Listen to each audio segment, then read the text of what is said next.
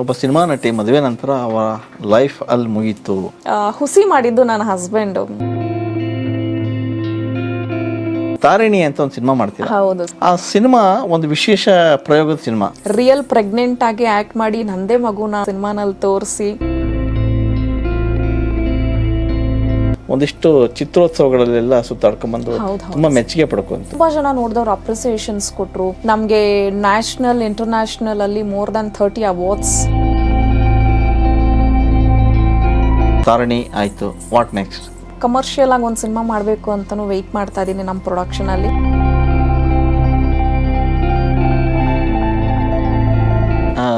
ಸಾಮಾನ್ಯವಾಗಿ ಒಬ್ಬ ಸಿನಿಮಾ ನಟಿ ಮದುವೆ ನಂತರ ಅವರ ಲೈಫ್ ಅಲ್ಲಿ ಮುಗೀತು ಅಂದ್ರೆ ಮತ್ತೆ ಯಾವತ್ತೂ ಬಣ್ಣ ಹಚ್ಚಲ್ಲ, ಮತ್ತೆ ಯಾವತ್ತೂ ಕ್ಯಾಮ್ರಾ ಮುಂದೆ ಬರಲ್ಲ ಅನ್ನೋ ಮಾತು.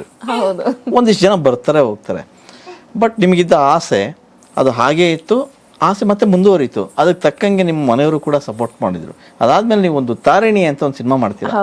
ಆ ಸಿನಿಮಾ ಎಲ್ಲೆಡೆ ಸೌಂಡ್ ಆಗುತ್ತೆ, ಸಾಕಷ್ಟು ಜನ ಮೆಚ್ಚುಗೆ ಪಡ್ತಾರೆ. ಅದು ಈ ವರ್ಷನೇ ರಿಲೀಸ್ ಆಯ್ತು, ಮೇ ಬಿ ಮಾರ್ಚ್ ಅಲ್ಲಿ. ಆ ಸಿನಿಮಾ ಒಂದು ವಿಶೇಷ ಪ್ರಯೋಗದ ಸಿನಿಮಾ, ಅದ್ರ ಬಗ್ಗೆ ನೀವೇ ಹೇಳ್ಬೇಕು. ಮದ್ವೆಗೆ ಮುಂಚೆ ಸುಮಾರಷ್ಟು ಕಹಿ ಘಟನೆಗಳನ್ನ ಕೇಳಿದ್ವಿ ಆ್ಯಂಡ್ ಕೆಲವೊಂದು ವಿಚಾರಗಳನ್ನ ನಮ್ಮ ಕಣ್ಣಾರೆ ನೋಡಿದ್ವಿ. ಮದುವೆ ಆದಮೇಲೆ ಅಷ್ಟು ಲೈಫ್ ಚೆನ್ನಾಗಿರಲ್ಲ, ಪ್ರತಿಯೊಂದಕ್ಕೂ ನಾವು ಅವ್ರು ಹೇಳ್ದಾಗೆ ಕೇಳ್ತಾ ಹೋಗಬೇಕು, ನಮ್ಮ ಆಸೆ ಕನಸುಗಳನ್ನ ಬುತ್ತಿ ಕಟ್ಬಿಡ್ಬೇಕು. ಸೊ ಈ ಥರದ್ದೆಲ್ಲ ಇದ್ದಾಗ ನನಗೂ ಆ ಭಯ ಇತ್ತು ಸರ್. ಮದುವೆ ಆದರೆ ನನ್ನ ಲೈಫ್ ಏನು, ಮೊದಲೇ ನಾನು ಒಂದು ಸ್ವಲ್ಪ ಟಾಮ್ ಬಾಯಿ ಬಜಾರಿ, ಮದುವೆ ಆದರೆ ಹೇಗೆ ಲೈಫು ನಂದು ಅನ್ನೋದು ತುಂಬ ಇತ್ತು. ಅದಕ್ಕೆ ಅಂತಲೇ ನಾನು ಸುಮಾರು ವರ್ಷ ಮದುವೆ ಆಗಲಿಲ್ಲ. ಬಟ್ ಅದನ್ನ ಹುಸಿ ಮಾಡಿದ್ದು ನನ್ನ ಹಸ್ಬೆಂಡು. ಯಾಕಂದರೆ ಎಲ್ಲ ಲೈಫು ಒಂದೇ ಥರ ಇರಲ್ಲ. ಮದುವೆ ಆದಮೇಲೂ ಕೂಡ ನಿಮ್ಮ ಆಸೆಗಳು, ನಿಮ್ಮ ಇಂಟ್ರೆಸ್ಟ್ಗಳು ಏನಿರುತ್ತೆ ಅದನ್ನು ಕಂಟಿನ್ಯೂ ಮಾಡಿ. ಮದುವೆ ಅನ್ನೋ ಬಂಧಕ್ಕೆ ಇಬ್ಬರ ಪ್ರೀತಿ ಇರಬೇಕು, ಆದರೆ ಕಡಿವಾಣ ಯಾವುದಕ್ಕೂ ಆಗಬಾರ್ದು ಅಂತ ಸಪೋರ್ಟ್ ಮಾಡ್ತಾರೆ ಸರ್. ನನಗೆ ಅನ್ಸುತ್ತೆ ಸರ್, ಮದುವೆ ಆಯಿತು, ಮಗು ಆಯಿತು, ಆರಾಮಾಗಿ ಮನೇಲಿ ಇರ್ಬೋದಲ್ಲ ಅಂತ. ಬಟ್ ಅವ್ರು ಹಂಗಲ್ಲ. ನೀನು ಟ್ಯಾಲೆಂಟೆಡ್ ಇದೆಯಾ, ನಿನ್ನ ಟ್ಯಾಲೆಂಟು ಹಿಂಗೆ ಮನೇಲಿ ಕುತ್ಕೊಂಡು ನೀನು ಕಳಿಬಾರ್ದು, ಸಿನಿಮಾ ಒಳ್ಳೇದು ಬಂದರೆ ಮಾಡು, ಈ ಥರ ಸಪೋರ್ಟ್ ಮಾಡ್ತಿರ್ತಾರೆ ಪ್ರತಿಯೊಂದಕ್ಕೂ ಸರ್. ಈಗ ನೋಡಿ, ನಂಗೆ ಯಾವ್ದಾದ್ರು ಒಂದು ಟೂರ್ನಮೆಂಟಿಂದ ಫೋನ್ ಮಾಡಿದ್ರೆ, ಯಾಕೆ ಸುಮ್ಮನೆ ಇರ್ತೀಯ ಮನೆಯಲ್ಲಿ, ಹೋಗು ಮಾಡು, ಆ್ಯಕ್ಟಿವ್ ಆಗಿರು, ಎಲ್ಲ ಕಡೆ ಗುರುತಿಸ್ಕೊ ಇನ್ನು ಅಂತ ಹೇಳ್ತಾರೆ. ಆ್ಯಂಡ್ ತಾರಿಣಿ ಅಂತ ಸಿನಿಮಾ ಬಂದಾಗ ಜನರಲ್ ಆಗಿ ಆರ್ಟಿಸ್ಟ್ಗಳು ಈ ಥರ ಕನ್ಸೇವ್ ಆದರೆ ಅವರು ಫಾರಿನಲ್ಲೆಲ್ಲ ಹೋಗಿ ಫೋಟೋಶೂಟ್ ಎಲ್ಲ ಮಾಡಿಕೊಂಡು ಅದೇನೋ ಮೆಮೊರೇಬಲ್ ಆಗಿ ಮಾಡ್ಕೊಳ್ತಾರೆ. ಬಟ್ ನನಗೆ ನನ್ನ ಹಸ್ಬೆಂಡ್ ಏನು ಬೇಕು ನಿಮಗೆ ಗಿಫ್ಟು ಅಂತ ಕೇಳಿದ್ರು. ಯಾಕಂದ್ರೆ ಅವ್ರ ಪದ್ಧತಿಯಲ್ಲಿ ಸೀಮಂತಕ್ಕೆ ಒಡವೆ ಅದು ಇದು ಕೊಡುವಂಥ ಪದ್ಧತಿ ಇದೆ. ಅದಕ್ಕೆ ನಿಂಗೆ ಏನು ಬೇಕು ಅಂದ್ರು. ನನಗೆ ಮೆಮೊರೇಬಲ್ ಆಗಿ ಒಂದು ಸಿನಿಮಾ ಆಗಬೇಕು ಅಂತ ಕೇಳಿದೆ. ಆಸೆ ಇತ್ತು, ಅದನ್ನೇ ಅವರು ಈಡೇರಿಸಿದ್ರು ಸರ್. ಸೊ ಅಲ್ಲಿಂದ ತಾರಿಣಿ ಶುರು ಆಯಿತು. ತಾರಿಣಿ ಅಂತ ಸಿನಿಮಾ ಮಾಡಬೇಕು ಅನ್ಕೊಂಡಾಗ ನಾನು ಪ್ರೆಗ್ನೆನ್ಸಿ ಸಿನಿಮಾನೇ ಮಾಡಬೇಕು ಅಂತ ಬಂದಾಗ ಹೆಲ್ತ್ ರಿಲೇಟೆಡ್ ಈ ಭ್ರೂಣ ಹತ್ಯೆ ಮೇಲೆ ನನ್ನ ಹಸ್ಬೆಂಡ್ ತುಂಬಾ ವರ್ಕ್ ಮಾಡಿದ್ದಾರೆ ಗವರ್ನಮೆಂಟ್ ಇದರಲ್ಲಿ. ಸೊ ಹಾಗಾಗಿ ಅವ್ರಿಗೆ ಗವರ್ನಮೆಂಟ್ಗೆ ಏನಾದರೂ ಒಂದು ಕೊಡುಗೆ ಕೊಡಬೇಕು ಅನ್ನೋದಿತ್ತು. ಸೊ ನನಗೆ ನನ್ನ ಪರ್ಫಾರ್ಮೆನ್ಸ್ ಇಂದ ಮದುವೆ ಆದರೂ ಕೂಡ ನಾವು ಯಾವುದೇ ಟೈಮ್ ಇದ್ರೂ ಕೂಡ ನಮ್ಮ ಲೈಫ್ನ ನಾವು ಹೇಗೆ ಬೇಕಾದರೂ ತೊಗೊಂಡು ಹೋಗ್ಬೋದು ಅಂತ ಬಹಳಷ್ಟು ಜನ ಹಿಂದೆ ಉಳಿದಿದ್ದಾರಲ್ಲ ಮದುವೆ ಆಗಿ, ಅವ್ರಿಗೆ ರೆಪ್ರೆಸೆಂಟ್ ಮಾಡೋಕ್ಕೋಸ್ಕರ ನಾನು ಸಿನಿಮಾ ಮಾಡಬೇಕಿತ್ತು. ಸೊ ಇದು ಕಂಬೈನ್ಡ್ ಆಗಿ ತಾರಿಣಿ ಅಂತ ಒಂದು ಸಿನಿಮಾ ಬಂತು. ರಿಯಲ್ ಪ್ರೆಗ್ನೆಂಟ್ ಆಗಿ ಆ್ಯಕ್ಟ್ ಮಾಡಿ ನಂದೇ ಮಗುನ ಸಿನಿಮಾನಲ್ಲಿ ತೋರಿಸಿ, ಅದು ಸ್ವಲ್ಪ ಚಾಲೆಂಜ್ ಅಲ್ಲ ಸರ್, ಅದು ಸಿಕ್ಕಾಪಟ್ಟೆ ಚಾಲೆಂಜಿಂಗ್ ಆಗಿತ್ತು ನನಗೆ. ಆಗ ನಾನು ಕೂಡ ಸ್ವಲ್ಪ ಪರ್ಸ್ನಲಿ ಬಹಳಷ್ಟು ಚಾಲೆಂಜಸ್ನ ಫೇಸ್ ಮಾಡಬೇಕಾಯಿತು. ಆ್ಯಂಡ್ ಸಿನಿಮಾನಲ್ಲಿ ಪಾತ್ರನೂ ನಾನು ಚಾಲೆಂಜಿಂಗ್ ಆಗಿ ತಗೋಬೇಕಾಯಿತು. ಈ ಎಲ್ಲ ವಿಚಾರಗಳಲ್ಲಿ ನನ್ನ ಹಸ್ಬೆಂಡು, ನನ್ನ ಮಗು ಬಹಳಷ್ಟು ಸಾಥ್ ಕೊಡ್ತು. ಹೊಟ್ಟೆಯಲ್ಲೇ ಇದ್ದು ಮಗು ಸಾಥ್ ಕೊಡ್ತು. ಆಮೇಲೆ ಆ ಸಿನಿಮಾದಲ್ಲಿ ರಿಯಲ್ ಆಗಿ ಮಾಡಿದ್ರಿ, ಎಲ್ಲ ಆಯಿತು. ಆಮೇಲೆ ಡೆಲಿವರಿ ಟೈಮಲ್ಲೂ ಅದನ್ನ ಶೂಟ್ ಮಾಡ್ತೀರಿ, ಹಾಗೆ ಅದಕ್ಕೆಲ್ಲ ಡಾಕ್ಟ್ರು ಸಪೋರ್ಟ್ ಎಲ್ಲ ಹೇಗೆ? ಡೆಲಿವರಿ ಟೈಮಲ್ಲಿ ಅಂತಂದ್ರೆ ಡೆಲಿವರಿ ಆದ ತಕ್ಷಣ ಮಗುನ ತೋರಿಸಿದ್ದು ಸರ್. ಸೊ ನಮ್ಮ ಕಾನ್ಸೆಪ್ಟ್ ಇದ್ದಿದೆ ಹಾಗೆ, ಹೆಣ್ಣು ಭ್ರೂಣ ಹತ್ಯೆ ಮೇಲೆ ಸಿನಿಮಾ ಮಾಡಿದಾಗ ಹುಟ್ಟಿದ ಮಗುನ ತೋರಿಸ್ಲೇಬೇಕಿತ್ತು.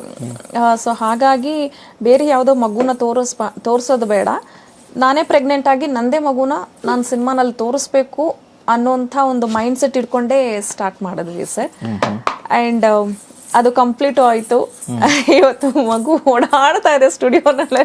ಇರ್ಲಿ ಹಾಗಾಗಿ ಇವನು ಕೂಡ ಆಕ್ಟ್ ಮಾಡ್ಬಿಟ್ಟ. ಹೌದು ಸರ್, ಅವನು ಹೊಟ್ಟೆಲಿ ಇದ್ದು ಬಾರ್ನ್ ಆಕ್ಟರ್ ಅಂತ ಹೇಳ್ತಾರೆ ಗೊತ್ತಾ, ಸೊ ಹಾಗಾಗಿ ಇವನು ಬಾರ್ನ್ ಆಕ್ಟರ್ ಆದ. ಹಂಗಾದ್ರೆ ಕಲೆ ತುಂಬಿ ತುಡುಕ್ತಾ ಇದೆ ಅವನಿಗೆ, ನೋಡ್ತಾನೆ ಗೊತ್ತಾಗ್ತಾ ಇದೆ. ಬಟ್ ಕಲೆ ಬಗ್ಗೆ ನನಗೆ ಗೊತ್ತಿಲ್ಲ ಸರ್, ಯಾಕಂದ್ರೆ ಲಾಯರ್ ಮಗ ಲಾಯರೇ ಆಗ್ಬೇಕು, ಇನ್ಸ್ಪೆಕ್ಟರ್ ಮಗ ಇನ್ಸ್ಪೆಕ್ಟರೇ ಆಗ್ಬೇಕು, ಆರ್ಟಿಸ್ಟ್ ಮಕ್ಕಳು ಆರ್ಟಿಸ್ಟೇ ಆಗ್ಬೇಕು ಅನ್ನೋದು ಏನಿಲ್ಲ. ಬಟ್ ನನ್ಗೆ ಪರ್ಸನಲ್ ಆಗಿ ಆಸೆ ಇರೋದು ಅವನ್ನ ಒಬ್ಬ ಕ್ರಿಕೆಟರ್ ಆಗಿ ನೋಡ್ಬೇಕು, ನಮ್ಮ ಇಂಡಿಯಾನ ರೆಪ್ರೆಸೆಂಟ್ ಮಾಡುವಂತ ಇಂಡಿಯನ್ ಟೀಮ್ ಅಲ್ಲಿ ಇರ್ಬೇಕು ಅನ್ನೋದು ನನ್ನ ಆಸೆ. ಅಂಡ್ ಅವನ್ಗೆ ಆಕ್ಟ್ ಮಾಡುವಂತ ಆಸೆ ಇದ್ರು ಅದು ಆಗ್ಲಿ. ನನ್ನ ಆಸೆನೂ ಈಡೇರಿಸು ಅಂತ ಈಗಲೇ ಕೇಳ್ಕೊಳ್ತಾ ಇದ್ದೀನಿ ಅಷ್ಟೇ. ಓಕೆ, ಈ ಡ್ರೆಸ್ ನೋಡಿದ್ರೆ ನಿನ್ ಮಗನಿಗೆ, ನಿಮಗೆ ಯಾಕೋ ಹೆಣ್ಮಗನ ಮೇಲೆ ಬಹಳ ಆಸೆ ಇದ್ದಂಗೆ ಕಾಣುತ್ತೆ. ಹೌದು ಸರ್, ಮಗು ಹುಟ್ಟೋಕ್ ಮುಂಚೆನೆ ಒಂದಷ್ಟು ಹೆಣ್ಮಗು ಬಟ್ಟೆನ ಮಾಡಿದ್ದೆ. ಯಾಕಂದ್ರೆ ತುಂಬಾ ಜನ ಹೇಳ್ತಾರೆ ಈ ಮಿಕ್ಸ್ ಮೇಲೆ ಕೆಲವ್ರಿಗೆ ನಂಬಿಕೆ ಜಾಸ್ತಿ. ಹೌದು, ನಾನ್ ಚೆನ್ನಾಗ್ ಕಾಣಿಸಿದ್ರೆ ಡೆಫಿನೆಟ್ಲಿ ನಿನ್ಗೆ ಹೆಣ್ಮಗುನೇ ಆಗೋದು ಅಂತ ಹೇಳ್ತಾ ಇದ್ರು. ಆ ಟೈಮಲ್ಲಿ ಸುಂದರವಾಗಿ ಕಾಣಿಸ್ತಿದ್ದೆ ನಾನು. ಬಹುಶಃ ಇರ್ಬೋದೇನೋ ಅಂತ ಅನ್ಕೊಂಡು ಹೆಣ್ಮಗುನ ಎಲ್ರು ಹೇಳ್ತಾ ಇದ್ದಾರಲ್ಲ ಅಂತ ಒಂದು ಹೆಣ್ಮಕ್ಳು ಒಂದಷ್ಟು ಬಟ್ಟೆ ತಗೊಂಡ್ಬಿಟ್ಟಿದ್ದೆ ಮೊದ್ಲೇನೆ. ಅದು ವೇಸ್ಟ್ ಮಾಡಬಾರ್ದು. ಮಗು ಹೆಣ್ಣಾದ್ರೇನು ಗಂಡಾದ್ರೇನು ನಮ್ದೇ ಅಲ್ವಾ, ಸೊ ಆ ಬಟ್ಟೆ ಎಲ್ಲ ಇವನ್ಗೆ ಹಾಕ್ತಾ ಇದ್ದೀನಿ. ಓಕೆ, ನೀವು ಆ ಟೈಮಲ್ಲೇ ಶೂಟ್ ಮಾಡುವಾಗ ಸಾಕಷ್ಟು ರಿಸ್ಕ್ ಎಲ್ಲ ತೊಗೊಂಡಿದ್ರಿ.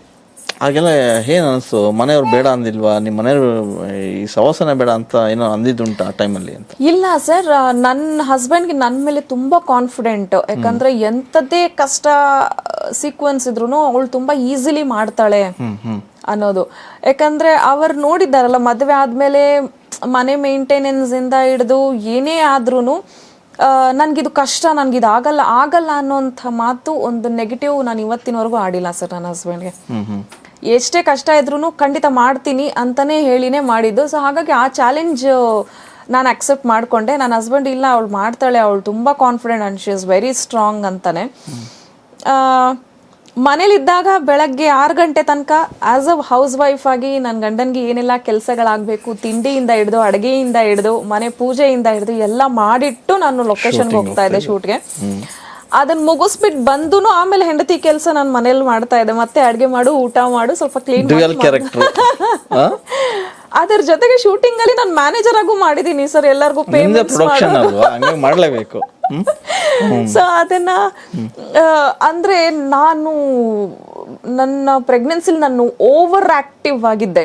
Okay, so that is the main reason ನನಗೆ ನಾರ್ಮಲ್ ಡೆಲಿವರಿ ಆಗಿದ್ದು. ಅಂಡ್ ಅಷ್ಟೇ ಆಕ್ಟಿವ್, ಹೈಪರ್ ಆಕ್ಟಿವ್ ಆಗಿ ನನ್ನ ಮಗ ಇದ್ದಾನೆ ಸರ್. ಅವನು ಅಟ್ ಎ ಟೈಮ್ 4-5 ಕೆಲಸ ಮಾಡ್ತಾನೆ. ಓಕೆ, ಸಿನಿಮಾ ಮುಗೀತು. ಸಿನಿಮಾ ಆದಮೇಲೆ, ಸಿನಿಮಾ ಬಿಫೋರು ಒಂದಿಷ್ಟು ಜಗತ್ತಿನ ಒಂದಿಷ್ಟು ಚಿತ್ರೋತ್ಸವಗಳಲ್ಲೆಲ್ಲ ಸುತ್ತಾಡ್ಕೊಂಡ್ಬಂದು ತುಂಬ ಮೆಚ್ಚುಗೆ ಪಡ್ಕೊಂತು. ಆ ಬಗ್ಗೆ ಹೇಳಿ. Never expected. ನಾವೊಂದು ಮೆಮೊರೇಬಲ್ ಸಿನಿಮಾ ಆಗಬೇಕು, ನಮ್ಮ ಲೈಫ್ಗೆ ಮೆಮೊರೇಬಲ್ ಸಿನಿಮಾ ಆಗಬೇಕು ಅಂತ ಅಂದ್ಕೊಂಡ್ವಿ. ಆ್ಯಂಡ್ ಸಿನಿಮಾ ರಿಲೀಸ್ ಆದಮೇಲೆ ನಮ್ಮ ಎಂಟೈರ್ ಟೀಮ್ಗೆ ಮೆಮೊರೇಬಲ್ ಸಿನಿಮಾ ಆಯಿತು. ಆ್ಯಂಡ್ ತುಂಬ ಜನ ನೋಡಿದವ್ರು ಅಪ್ರಿಸಿಯೇಷನ್ಸ್ ಕೊಟ್ಟರು. ಸರ್, ನನ್ನ ಲೈಫಲ್ಲೂ ಹಿಂಗೆ ಆಗಿತ್ತು ಸರ್, ನಾನು ಇಷ್ಟು ಧೈರ್ಯ, ಹೀರೋಯಿನ್ ಧೈರ್ಯ ಮಾಡಿದಷ್ಟು ನಾನು ಧೈರ್ಯ ಮಾಡಿದಿದ್ರೆ ನನ್ನ ಮಗು ಉಳಿತಾಯಿತು ಅಂತಲೂ ಹೇಳ್ಕೊಂಡವ್ರು ಇದ್ದಾರೆ. ಆ್ಯಂಡ್ ಸಿನಿಮಾ ನೋಡಿದವ್ರು ತುಂಬ ಜನ ಸಿನಿಮಾ ಚೆನ್ನಾಗಿದೆ ಅಂತಲೂ ಹೇಳಿದ್ದಾರೆ. ಹಾಗಾಗಿ ನಮಗೆ ನ್ಯಾಷನಲ್, ಇಂಟರ್ನ್ಯಾಷನಲ್ ಅಲ್ಲಿ ಮೋರ್ ದನ್ 30 ಅವಾರ್ಡ್ಸ್ ಬಂತು. ರೀಸೆಂಟ್ ಆಗಿ ದಾದಾ ಸಾಹೇಬ್ ಬಂತು. ಇನ್ನೂ ಗೊತ್ತಿಲ್ಲ, ಇನ್ನು ಆಡ್ ಆನ್ ಆಗ್ಬಹುದು ಸಿನಿಮಾಗೆ. Unexpected but feeling happy sir. Okay, Tarini ಆಯ್ತು. ವಾಟ್ ನೆಕ್ಸ್ಟ್ ನನಗೆ ಒಂದು ಸಿನಿಮಾ ಮಾಡಬೇಕು, ಕಮರ್ಷಿಯಲ್ ಆಗಿ ಒಂದು ಸಿನಿಮಾ ಮಾಡಬೇಕು ಅಂತಲೂ ವೆಯ್ಟ್ ಮಾಡ್ತಾ ಇದ್ದೀನಿ ನಮ್ಮ ಪ್ರೊಡಕ್ಷನ್ ಅಲ್ಲಿ. ಅಂಡ್ ಬೇರೆಯವ್ರ ಪ್ರೊಡಕ್ಷನ್ ಬಂದ್ರು commercial heroine, yeah of course ನಾನು ಮಾಡ್ತಿರೋದ್ರಿಂದ ಹೀರೋಯಿನ್ ಓರಿಯೆಂಟೆಡ್ ಮಾಡ್ಕೊಬೇಕು. ಕಮರ್ಷಿಯಲ್ ಅಂದ್ರೆ ಈಗ ನಾನು ಕಲಾತ್ಮಕವಾಗಿ ತಾರಿಣಿ ಮಾಡಿದೆ ಸರ್, ಅಂದ್ರೆ ಕಂಟೆಂಟ್ ಓರಿಯೆಂಟೆಡ್ ಆಗಿ. ಕಂಟೆಂಟ್ ಓರಿಯೆಂಟೆಡ್ ಅದು ಇಂಟ್ರೆಸ್ಟ್ ಇರೋರಷ್ಟೇ ಜನ ಬಂದು ಸಿನಿಮಾ ನೋಡೋದು, ಅಥವಾ ಫಿಲ್ಮ್ ಫೆಸ್ಟಿವಲ್ ಅಲ್ಲಿ ಮಾತ್ರನೇ ಇಂಥ ಸಿನಿಮಾಗಳು ರನ್ ಆಗುತ್ತೆ. ಕಮರ್ಷಿಯಲ್ ಅಂತಂದ್ರೆ ಥಿಯೇಟರ್ಸ್ಗೆ ಬಂದು ಶಿಳ್ಳೆ ಹೊಡ್ಕೊಂಡು ನೋಡೋದು, ಆ ಥರದೊಂದು ಸಿನಿಮಾ ಮಾಡಬೇಕು ಅಂತ. ಸದ್ಯಕ್ಕೆ ಈಗ ಸಿದ್ದು ಪೂರ್ಣಚಂದ್ರ ಅವ್ರದ್ದೇನೆ ದಾರಿ ಯಾವುದಯ್ಯ, ಸಾರಿ ಈ ಪಾದ ಪುಣ್ಯ ಪಾದ ಅಂತ ಒಂದು ಸಿನಿಮಾ ಮಾಡ್ತಾ ಇದ್ದೀನಿ. ಕೌರವ ವೆಂಕಟೇಶ್ ಮಾಸ್ಟರ್ ಅವ್ರದ್ದೊಂದು ಪ್ರಾಜೆಕ್ಟ್ ನಡೀತಾ ಇದೆ. ಫೋಟೋಶೂಟ್ ಎಲ್ಲ ಆಗಿದೆ, ಮುಹೂರ್ತ ಮಾಡಬೇಕು, ಅದೊಂದು ಕಾಯ್ತಾ ಇದ್ದೀನಿ. ಅದ್ರ ಮಧ್ಯದಲ್ಲಿ ಇನ್ನೊಂದು 2 ಸಿನಿಮಾ ಮಾತುಕತೆ ಆಗಿದೆ. ಅವರು ಪುಕೆಟ್ಗೆ ಹೋಗಿದ್ದಾರೆ. ಆ ಡೇಟ್ಸ್ ಕ್ಲಾಶ್ ಆಗ್ತಾ ಇದೆ ಸರ್ ನನಗೆ. ನನ್ನ ಮಗು ಬರ್ತ್ಡೇ ದಿನನೇ ಅವರು ಶೂಟಿಂಗ್ ಕೇಳ್ತಾ ಇದ್ರು, ಬಟ್ ಆ ಡೇಟ್ ನಾನು ಕೊಡೋಕ್ಕಾಗ್ತಿಲ್ಲ. ಇನ್ ಕೇಸ್ ಅದು ಏನಾದರೂ ಅವರು ಪುಕೆಟಿಂದ ಬರೋದು ಡಿಲೇ ಆಯಿತು ಅಂತಂದರೆ ಆ ಶೂಟಿಂಗ್ ಸೆಟ್ಗೂ ನಾನು ಜಾಯ್ನ್ ಆಗ್ತೀನಿ.